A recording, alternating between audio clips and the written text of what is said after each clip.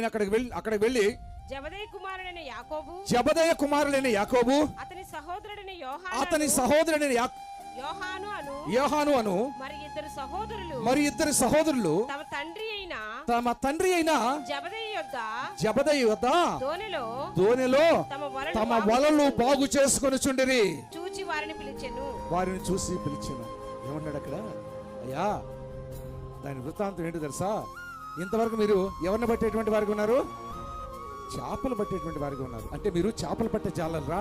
అయ్యో, వాటికంటే పెద్దవి మనుషులు పట్టే జాలరుగా చేస్తాను, నాతో వస్తారని అంటే వెంటనే తండ్రికి చెప్పి వలలు పిలిచేసి వచ్చారండి.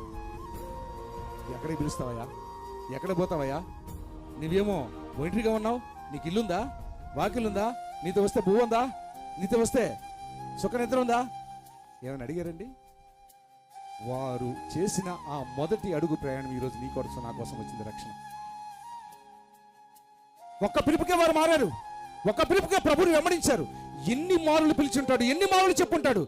ఇంకా మారవా? ఇంకా మార్పు చెందవా? అంత బండలాంటి హృదయమని హృదయం ఆయన ఇంత మృదువుగా ఎంతో ప్రేమిస్తున్నాడు నిన్ను నన్ను. ఎందుకు ఆయన చేతుల నుంచి జారవించుకుంటాం?